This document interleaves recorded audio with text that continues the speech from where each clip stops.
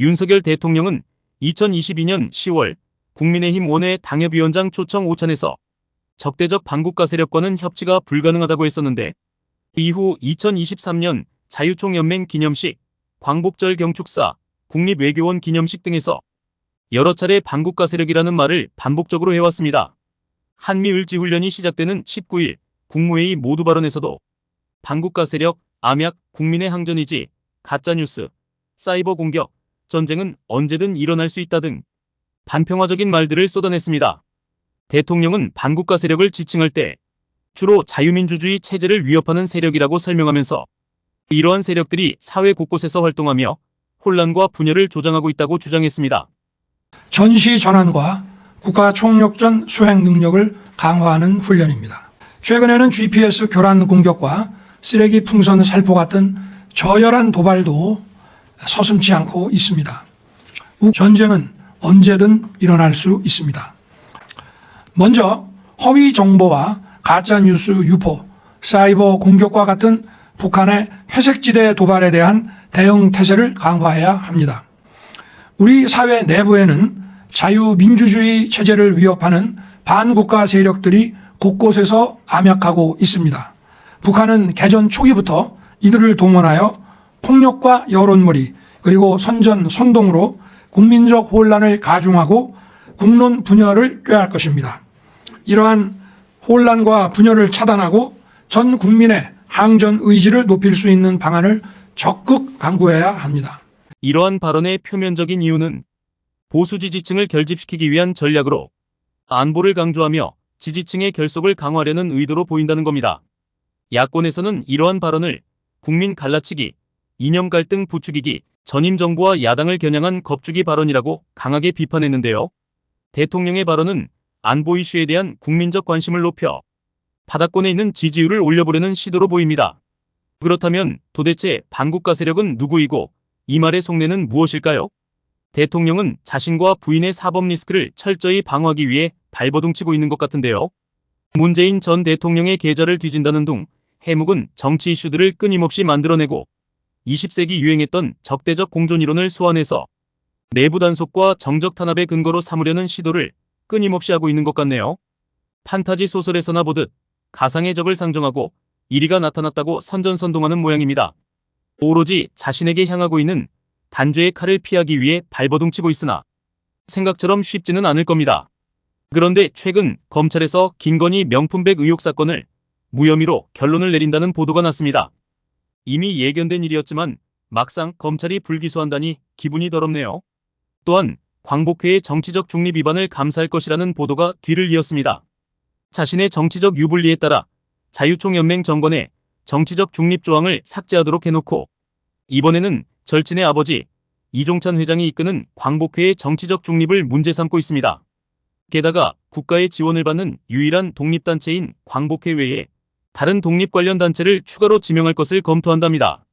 웃긴 것은 몇 달 전 국가보훈부에서 사실상 반대해서 법안이 폐기되었던 사안이었습니다. 뜻을 거스르면 손보는 대통령은 마치 절대군주 루이 14세라도 된 듯하다네요. 아버지한테도 개기나요? 이제 위아래도 없네요. 급하긴 급한가 본데 이제 눈에 뵈는 게 없나 봅니다. 대통령의 반국가 세력 발언 이후 전국을 예상해보면 북한을 슬슬 자극해서 국지적 갈등을 유발할 수도 있겠고 대규모 간첩단을 검거했다는 뉴스로 공안 정국을 만들 수도 있겠으며 MBC와 뉴스타파 같은 비판적인 언론들을 가짜뉴스 메이커로 낙인 찍어 없애버릴 수도 있겠고 여야를 막론하고 자기 뜻에 따르지 않는 정적들은 검찰 캐비넷으로 날려버릴 수도 있겠으나 결국 이재명 죽이기에 올인할 것 같습니다. 징어입니다. 대통령의 이런 일련의 폭정 시나리오는 국방부와 검찰청, 경찰청만 장악하면 자신의 안위가 보장될 것이라는 헛된 망상 때문인 것 같습니다. 그런데 모든 권력은 국민으로부터 나온다는 아주 단순한 상식을 대통령이라는 양반이 모르지는 않을 텐데요. 알면서도 절하고 있으니 용서받지 못할 자임에 틀림이 없습니다. 결국 대통령이 말하는 자유민주주의 체제를 위협하는 반국가 세력은 지금 국가 시스템을 사정없이 망가뜨리고 있는 윤석열 부부와 그 부역자들 아닌가요? 다음으로 이와 맥을 같이 하는 두 가지 의혹을 짚어보겠습니다. 첫째로 가짜뉴스 때려잡기 프로젝트입니다. 국민의힘은 대통령의 반국가 세력 발언 이후 기다렸다는 듯 포털 뉴스의 편향성과 불공정성을 문제 삼아 포털 불공정 개혁 태스크포스를 출범시켰습니다. ETF는 네이버와 다음 같은 거대 포털의 뉴스 제휴 시스템을 점검하고 공정한 뉴스 유통을 위한 정책 대안을 마련하는 것을 목표로 하고 있다는데요. 특히 좌편향 가짜뉴스와 불공정한 뉴스 배열 문제를 지적하며 포털의 사회적 책임을 강화해야 한다고 주장하고 있습니다. MBC를 장악하면 다음 목표가 포털이었던 것 같습니다. 아마도 유튜브마저 때려잡고 싶겠지만 미국적 표현의 자유를 신봉하는 구글에는 씨도 안 먹히겠죠. 모쪼록 폭군 부역자들의 자중질환으로 이 비상식적인 상황이 어서속히 종결되길 기대합니다. 둘째로 일본 기시다의 수상한 움직임입니다. 일본이 사라진 대통령의 광복절 경축사 참사가 있은 후 김태효 국가안보실 차장이 한일 과거사 문제와 관련해 중요한 건 일본의 마음이라고 발언하면서 일본이 수십 차례 사과했음에도 불구하고 피로감이 쌓였다고 씨부렸습니다. 대놓고 친일본색을 드러내는데요. 이제 자신감을 갖고 일본을 대하는 것이 더 윈윈의 게임이 되지 않겠는가 이렇게 생각합니다. 예. 중요한 건 일본의 마음이죠. 예. 마음이 없는 사람을 다그쳐서 억지로 사과를 받아낼 때 그것이 과연 진정한가.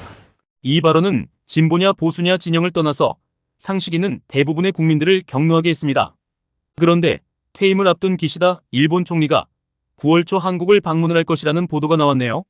일본 교도통신은 퇴임을 앞두고 한일 관계 개선과 안보 협력을 점검하기 위해서 기시다가 윤석열 대통령과 정상회담을 갖고 그동안의 외교적 성과를 과시하며 지속적인 협력 기반을 다지려고 한답니다. 기시다가 등 뒤에서 칼 맞을까봐 다시 한번 다짐받고 싶은 모양입니다. 그러나 역시 우리 대통령실은 현재까지는 결정된 사항은 없다고 연막을 쳤네요. 그렇다면 떠나는 기시다가 모질이 친일파들에게 마지막으로 벗겨먹고 싶은 게 무엇일까요? 그것은 아마도 한미일 군사동맹을 공식적으로 재확인받고 제7광구 문제를 매듭 짓고 독도를 한일 공동관리수역으로 하자는 요상한 제안일 것 같습니다. 최근 지하철역 용산전쟁기념관 등 여기저기서 독도 조형물들이 스리슬쩍 철거되고 있고 독도 방어훈련도 축소되어 비공개로 하고 있고 해병대의 독도 방어훈련도 없어진 걸 보면 합리적 의심이 갑니다. 윤석열의 퍼주기가 어디까지일지 심히 깝깝한데요. 역사적으로 일본은 센카쿠 열도를 두고 중국과 쿠릴 열열도를 두고는 러시아와 영유권 분쟁을 이어오고 있습니다. 특히 독도를 분쟁 지역으로 끌어들이는 이유는 만만한 한국을 외교적으로 압박해서 영토전쟁에서 승리하여 국제사회에서 일본 영토로 승인받음으로써 중국과 러시아와의 영토 분쟁에서도 국제법적으로 유리한 위치를 확보하려는 의도로 보입니다. 이런 목적 달성을 위해 국제사회에서 동해를 일본해로 인정받고 역사교과서를 왜곡하고 사도광산을 세계유산으로 등재하는 악행도 서슴지 않고 있는 것이겠죠. 이것이 틈만 나면 독도 도발을 시도하는 이유일 것입니다. 이렇듯 일본은 중국과 러시아를 군사적으로 견제한다는 구실로 평화헌법 개정을 통해 정상군대를 갖는 군사대국의 꿈을 끊임없이 시도해왔고 이는 동북아에서 방위비 분담을 줄이면서 인도태평양 패권을 그대로 유지하려는 미국의 이해관계와 딱 맞아떨어졌다고 보입니다. 문제는 미국과 일본의 국익에 따라 우리나라의 외교안보 완충 역할은 사라지고 한반도의 군사적 긴장만 고조되었다는 것입니다.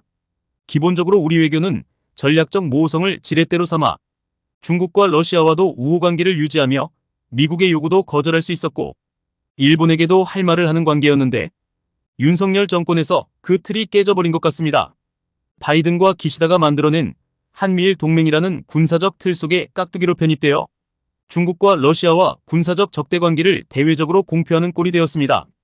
그런데 아이러니하게도 미국과 일본은 언제라도 자국의 이익에 따라 중국과 러시아를 어르고 달랠 수 있는 외교력을 갖고 있다는 것이지요. 우리나라만 동북아의 왕따로 전락할 수도 있다는 겁니다. 결국 한미일 동맹은 북한, 중국, 러시아를 적으로 하는 군사적 갈등 구조를 고착화함으로써 점점 한미일 군사동맹에 의존해야 하는 함정에 빠져든 느낌입니다. 한반도의 영구적 평화를 위한 국가 간 대화와 협력이 더욱 절실한 때인데요. 대결로만 치닫는 현 정권의 외교안보 전략은 정권 교체를 통해 수정되어야 할 것입니다. 구독, 좋아요 부탁드립니다. 고맙습니다.